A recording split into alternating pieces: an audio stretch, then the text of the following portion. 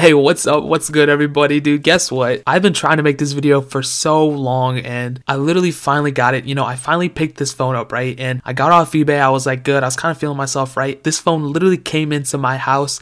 I opened it, and guess what? It had a cracked screen. I mean, like, what do I do? Do I return it? Do I keep it? I don't know. Well, I'll figure out later. But dude, I got the Galaxy S3, and we're pretty much going to talk about how it holds up, how it runs in 2018. Now, before I even get too far, I'm doing the Xbox One giveaway. I literally keep talking about it in every video, but I literally want all you guys to enter into it. To enter is super simple. You just have to subscribe to the channel and add me on all the social networks. All the links are in the description. So yeah, and that's pretty much it. No strings attached, no nothing. It's actually my personal Xbox. So all my, games and everything, I'm just going to keep it on there and just send it to whoever gets it. So yeah, unfortunately my S3 came with a cracked screen, but I'm not too mad. It's overall in pretty good condition. I'll probably have to return it to the guy, but looking around the body, this thing is still pretty good looking. Unfortunately, there's no fingerprint sensor on the front, but there is an LED light on the top left, which is something I really wish like the iPhones had, but unfortunately they don't. But this is kind of like the perfect size of a phone. For me, I have an iPhone 7 Plus as a daily driver, and kind of going back to this smaller size really kind of makes me wish like I had a smaller phone, but I'd rather have better battery life than like a small size phone, you know what I mean?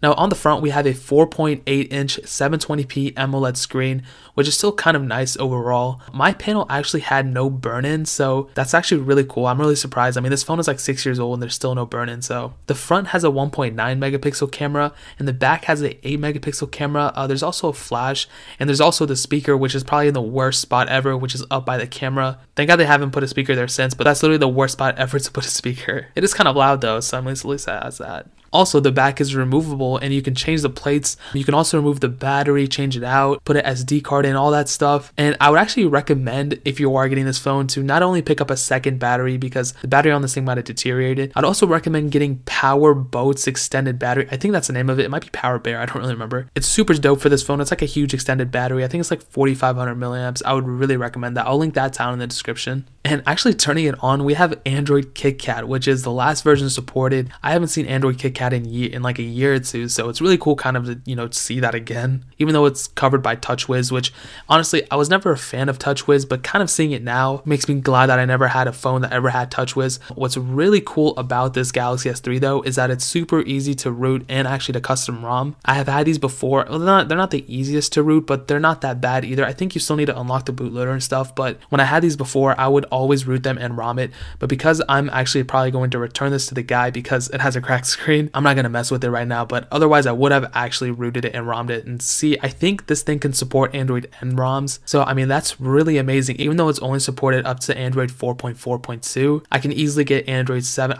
I know for a fact I can get an Android M Marshmallow ROM on here, so I'm pretty sure there's Android Nougat ROMs as well. But if that's too much to do, like custom ROMing and rooting your phone, you can easily install Nova Launcher and you can get an updated home screen. It kind of looks like, kind of like the Google Launcher or whatever. Overall performance is still pretty decent. It has a quad-core processor, but it only has 1 GB of RAM. So I noticed that even like when I'm web browsing and going through web pages and stuff, it is a bit slow, which is okay. This thing isn't supposed to be like the greatest and latest, fastest phone right now, but honestly at this point, like almost 6 years old, I'm surprised that it even turns on. But if you're doing light work, like texting people, calling people, messaging, emailing people, all that stuff, like you'll be perfectly fine. Gaming is kind of weird on this though. Like the weird thing is like games like Dead Trigger ran fairly well. I'm not gonna say they ran the best, but there were a few glitched frames here and there. But games like Temple Run and Tilt Arena were actually slower than Dead Trigger were, which made no sense because I feel like Temple Run and Tilt Arena are like not that heavy intensive compared to Dead Trigger, but maybe there's more to it than that.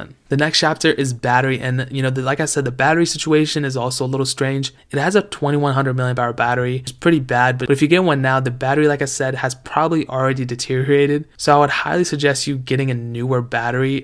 There's tons on Amazon. I'll link some down below, like I said, but you might as well pick up that Power Boat. I don't know if it's Power Boat or Power Bear. I don't remember. I'll link it down in the description so you can get it on Amazon. I would definitely recommend that if you plan on getting this. The cameras are okay as well. A lot of these I've noticed have dust behind the camera shell. Fortunately, mine did not have any. The front camera doesn't look like it has any either, but just keep that in mind if you do plan on getting these used. They're fairly cheap. You can get one around $50 to $60 on eBay. But yeah, I would kind of rate the cameras on these things probably like a 5.5 out of 10. It's not the worst camera out there, but I mean, it's a 6-year-old phone. What more could you expect? overall, these are my final thoughts. The phone is surprisingly good for being almost 6 years old. I would honestly only recommend it for someone's like first smartphone. If you're like, you know, just planning, if you had like one of those basic flip phones and now you're coming into a smartphone, this isn't that bad of an option. I would also like throw it at like my grandma or grandpa, dude, just to, you know, for them to use, because they don't need the latest and greatest, to be honest. But if you're someone who needs a reliable device, or you need a phone that's going to last you for a couple more years, and you just want to get a phone and you don't want to have to worry about anything. I mean, if you're someone who like people need to contact all the time, this is not the phone for you. At least I would say at least get a Galaxy S6 or an S7. I think the S6 and S7 are harder to root in ROM, so you're going to lose some functionality and stuff. And on top of that, because this phone hasn't had updates in a while, the security of this phone isn't the greatest. It's like 3 years or 4 years behind of updates. So imagine all that stuff and all those viruses that have become, you know, more updated. They can easily infiltrate this phone. So I would say, you know, if you're gonna have some personal info on your phone, then I would not stay away from this phone. So yeah, I mean, I would also kind of recommend it if you're someone who just wants to have like a backup phone and you just want to root it and ROM it. The phone still has quite a bit of life left in it. So I mean, it's not the most powerful phone or whatever, but it's not a bad device for a backup phone, I will say. If you plan on using it for like a week or two, like, it's not bad at all. And guys, that's pretty much it. So far, I mean, comparing the age and everything, I would probably rate the overall phone like a 4.5 out of 10, just because it is an older phone and considering the age and, you know, the problems that it could possibly have. But yeah, guys, that's pretty much it. Let me know what you guys think of this phone. If you guys want me to review something, if there's more phones or devices out there that you guys want me to review, leave it down in the comment section. I don't know if you guys know this or not. I review like tons and tons of things, dude. Yeah, guys, that's pretty much it. Hope you guys enjoyed it. But more importantly than everything else, I love every single one of you guys, and hopefully I'll catch you guys in the next video. Peace out till then.